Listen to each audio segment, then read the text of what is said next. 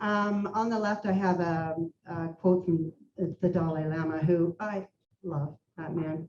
The intelligent way to be selfish is to work for the welfare of others. So I love that, because we all say that people have said to me, oh my God, you're so selfless. I'm like, no, I'm not. Yes, you're selfless. Fine, I'm selfless, but I'm not. I get much more out of it than I could ever give. It's incredible. So this is a little bit of this stuff done in Canada. It's a bin packing. So we generally have packed all our goods in these bins and taken them, but the Tanzanian government is getting more strict about what comes through their borders, which is awesome. I think that's great. They're paying more attention. Oops, sorry. So this is a meeting that we have. This is with some of our group that we're going, and we have partner meetings as well. So on the bottom screen, you'll see there's a couple of Tanzanians there. They stick out from the very white Canadians, the pasty looking Canadians. The gentleman at the bottom is Dr. Nyanda, who has been an amazing help for us, and Dr. Katera is the DMO of the island that we go to. So this is Steve. He's our Tanzania coordinator, and we talk to him regularly on Zoom and on WhatsApp, and he's with his grandmother there. He's a Maasai, and he was in Turat at the time visiting his grandmother. So that picture was taken. This is just an example of the kind of complexity of needing to go. So these are our meds list, and we're finding that we need to buy more and more, as I was saying, in the country. But on the left, you'll see all those signatures. All those signatures are required before we can even go. So it's a long trip. We leave Canada, we fly to Schiphol, and we wait, and then we get on another airplane and we fly to Kili Airport, and then we stay overnight at Kili, and then we hop on a plane again, and we fly to Mwanza. Once we're in Mwanza, then we get on a bus that drives us to the ferry, and then the ferry takes us to Ukerewe Island, where we end up, where I've gone since 2009. So it's about 32 to 36 hours by the time we get there, that we've traveled. It's a long way, but well worth it. So just to give you an idea of what I'm talking about, the red arrow points to where Ukerewe Island is. It's on Lake Victoria, the largest lake in Africa, the largest, yeah. And on the right are the circles of the communities that we visited when we were there, when we ran clinics.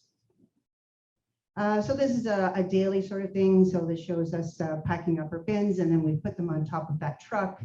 We've had a gentleman that has set up an EMR system for us, an electronic medical record system. And so he's a gentleman from Halifax. So he's trained 2 of our Tanzanian partners how to run the system in case he's not there. This is setting up the pharmacy. So when we go to a clinic, we don't know what we're going to have to put the medicine on. So we have, sorry, I should go back a bit. So we have medicines that we give out, and we have an optometrist, a dentist, the physicians, nurses, testing, and a gynecologist. This is a meeting that we have every year that we go. So these are all our partners. So the people we work with directly. So it looks like a much larger group than the group picture at the beginning. It includes all of the hospital staff as well. So we work out of the hospital. We had a surgeon with us. He wasn't able to go this time. He's not really needed because they know what they're doing. They're very good surgeons there.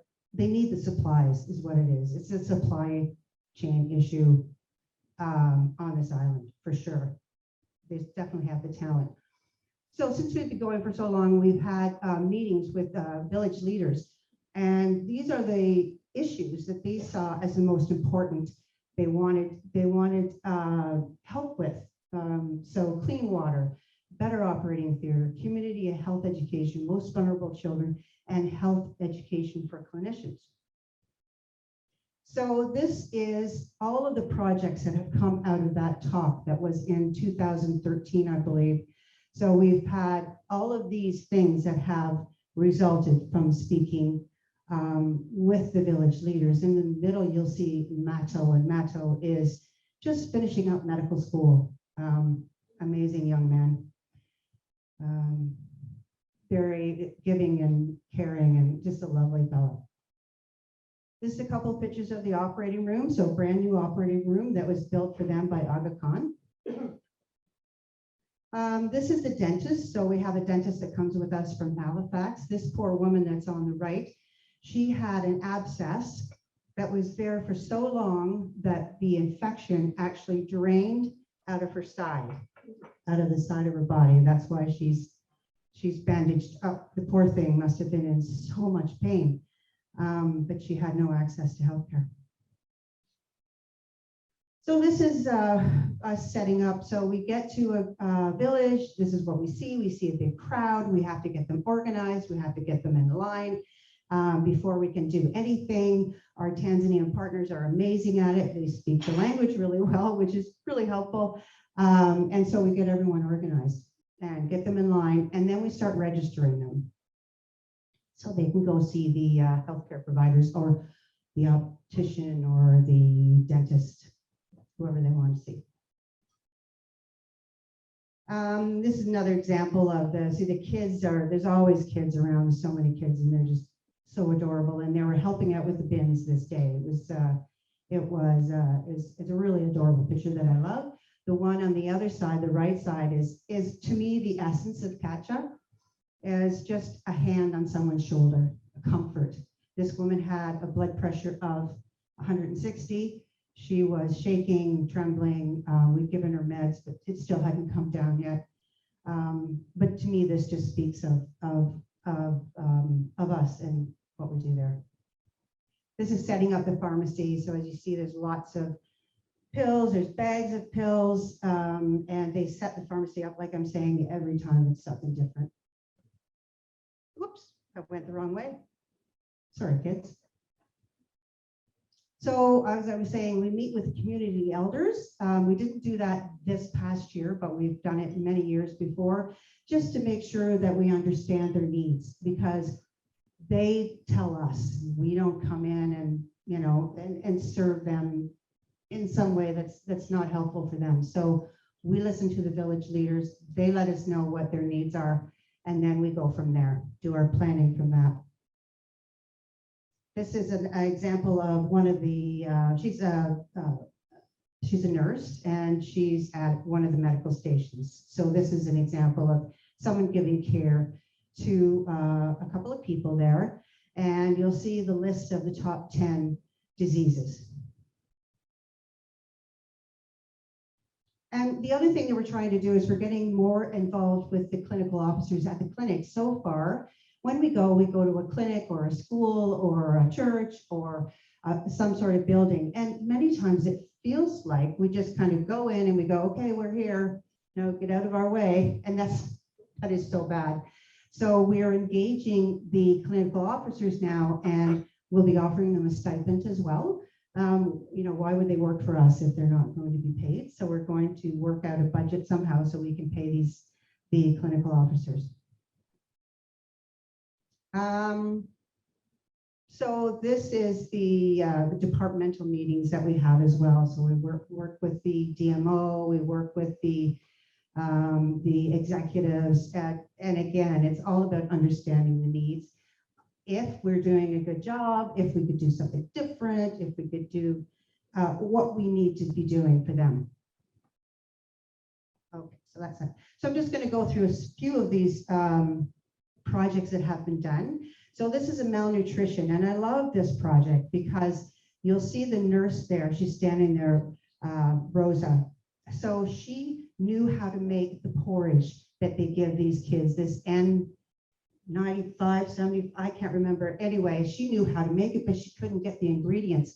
So we went out, we got her the ingredients. She made them. She gave them to the children that were starving, And then she sat down and she wrote a proposal to UNICEF, and now UNICEF is funding her program. So UNICEF is paying to have these children cared for and fed and improved health. It's amazing. This is our sanitary pad project. So it started off with the girls at the bottom right there making their own pads. And now there's a Ukerewe sanitary pad shop where women can go and buy them. And of course, as you all know, the sanitary pad, the reusable sanitary pads change girls' lives so much. They can go to school, they don't have to hide away while they are on their period. This is the Amani's Women's group, which I am a member of. They're a great group of women that we've worked with. We've done, built a school there. We've put the maize mill in, a sewing project. So the maize mill is what you're seeing here. And it's on the right there. And it's income generating for them. So they grind their maize, or people bring their maize to them to grind and pay a fee. I'm looking for a way to change this to solar power. Right now it's a diesel engine and it's in the building with them. So not only are they paying for diesel, but they're breathing in the fumes, which is not good. Yeah, and the Farmers Field School is another one that we've been involved in, where it's training, teaching farmers how to keep their soil nutritious. Lake Victoria Children's Organization is an organization started by a gentleman by the name of Alex Magaga. I asked him why he started the organization, and he said, because I saw a need.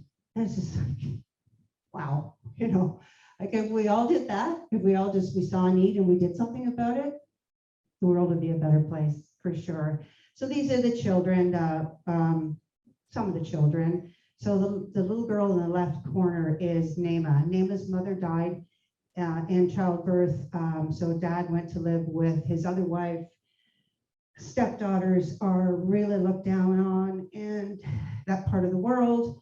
So auntie took her in. But anyway, she died. At 4 months, she weighed nothing when we saw her, but she had pneumonia, she was malnourished, she tested positive for HIV. Poor little munchkin, she didn't make it. So Opendadema is something that I've talked to you guys about before. So I know some of you contributed money to buy mattresses for these kids. They're street kids that are brought into this organization and taken care of. They're fed, they're clothed, they're educated, and most importantly, reunited with a family member if possible. The little girl on the left, Athena, at Christmas time, I was wondering what to give my kids. I didn't know, you know, it's just, they're older, they don't need anything. So I got a text from Hoja, who runs Upenda, and he said he was looking for money to buy the kids Christmas gifts. So I sent whatever I would have spent on my kids, I sent it to him, and he bought the kids candies, and he bought little Athena an outfit and a teddy bear and a toy, and gave Mama some money, which is great. Athena died about 2 weeks ago. She had cancer, and that took her life. There's 40 children right now in Bugando Hospital with cancer. Need to figure that one out too. This is a little guy who had these club feet, as you can see. So first he got into these crutches, got him into this, and the people there were keeping an eye on him and making sure that he would do well. Taratibu bana watembea speed ya rudi tena kule tuone. Yuko vizuri. Huyu alikuwa anamchezea mtoto. Sasa saizi anatembea.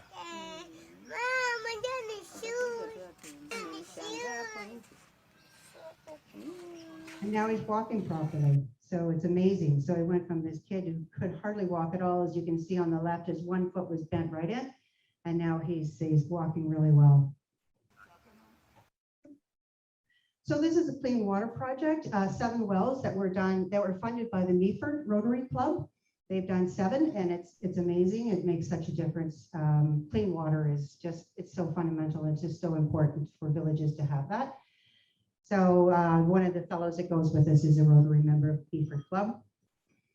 These two, Kathy Cleary and Karen Euler, were presented with Paul Harris Awards by the Meaford Club because of all the amazing work that they've both done in Tanzania, on Ukerewe Island, actually.